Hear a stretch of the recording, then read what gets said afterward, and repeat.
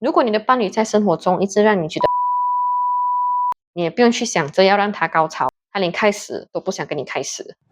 越来越难高潮，你有听过高潮针吗？这是一个号称可以让女性高潮的神奇注射剂，但是它真的有效吗？有没有副作用？我怕打针，有没有其他的方法可以让我高潮呢？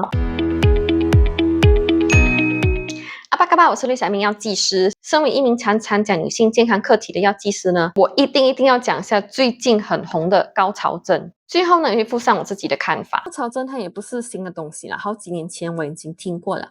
那么到底什么是高潮针呢？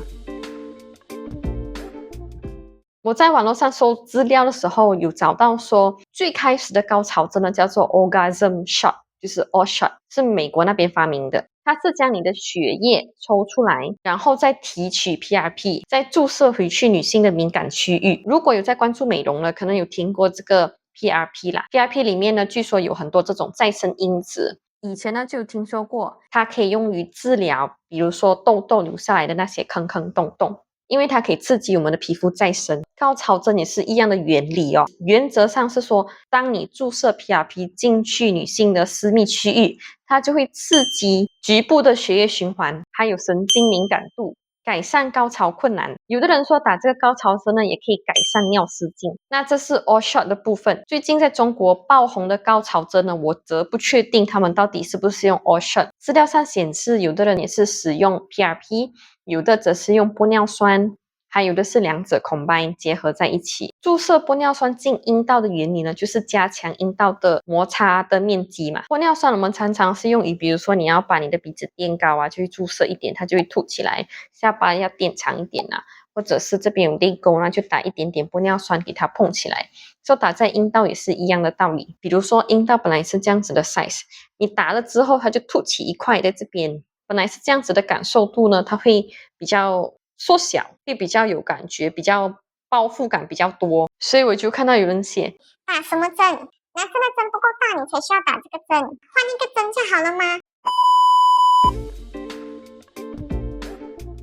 高潮针有什么研究？到底可以带来什么效果呢？有一个研究显示，在11名接受高潮针注射的女性当中，有7位自己报告说性生活改善，5位呢性困扰明显下降。但是这个研究有几个状况啦。第一，它是 all shot 的创办人本身自己跟顾客收集来的资讯。第二，样本也很少啦，才11个人。第三，他也没有对照组，就是他没有比另外一组是没有打针的，然后一组是打针的来做对比。所以这个研究的可信度不是特别的高。对于高潮针呢，也没有更多的 clinical trial 可以去看。所以对高潮针的效果，我可以把它归成要么是 marketing 行销手法，要么就是有的人他真的是注射了之后很好，然后他就跟身边的姐妹宣传分享，然后就慢慢的这样传开来。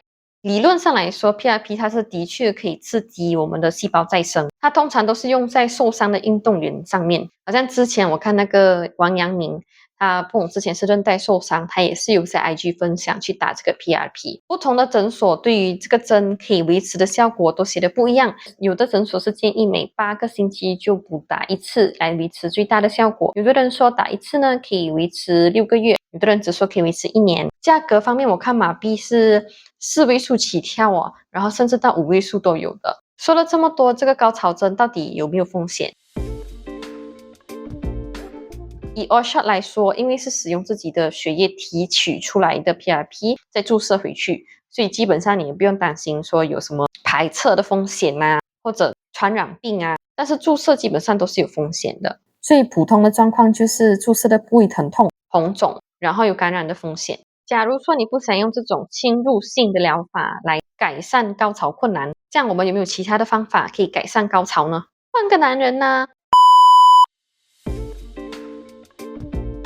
在讲这些提升高潮的方法之前呢，我们需要了解女性的高潮跟心理状态是有关系的。如果你的伴侣在生活中一直让你觉得不开心、觉得伤心、觉得生气、觉得很恶心，你也不用去想着要让他高潮，他连开始都不想跟你开始。然后真的开始的时候呢，女性到底有没有办法完全信任对方，完全的敞开自己呢？这个跟高潮也是有关系的。所以在尝试我等下要说的方法之前呢，建议跟伴侣多沟通，培养亲密度跟培养信任度。这里分享3个方法，是风险比较低，也比较容易尝试的提升高潮的方法。第一个方法，盆底肌训练。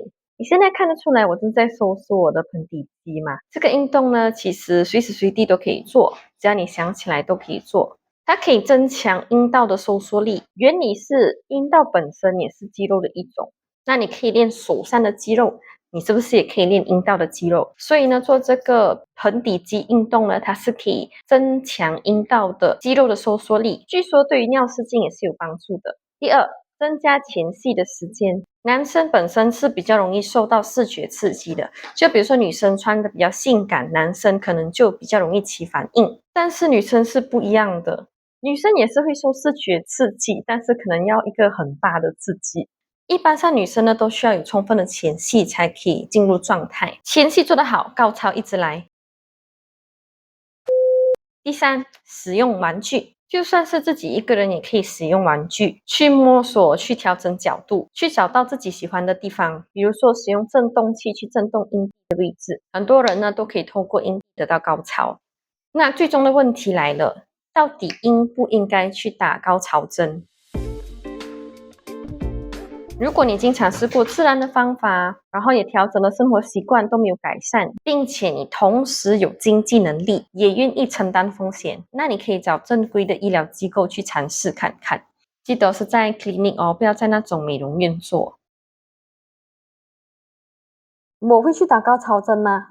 我不会去打，我觉得目前还不需要，我又不清楚他到底打什么东西进来，然后这些东西如果不小心打到血管的话怎么办？如果遇到这些状况，我觉得我应该会先去尝试刚刚提到的方法，或者一些产品。最近有收到这个产品，据说也是可以紧致阴道的，如果有什么心得可以再和大家分享。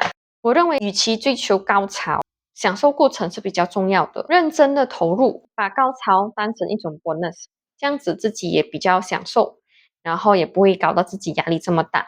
而且这个过程其实跟人生一样，我们人生不可能是一帆风顺的，它一定会有一些起起伏伏、起起落落。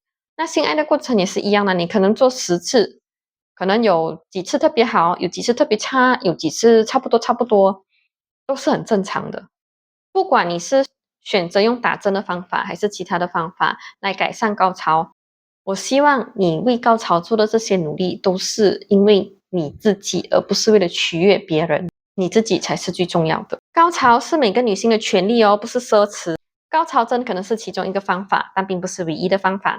关键在于了解自己的身体，了解自己的需求，勇敢沟通。如果你觉得 OK 的话，也可以留言分享你会想要打高潮针吗？如果你喜欢今天的分享，请按赞并点阅这个频道。我们下次见，拜。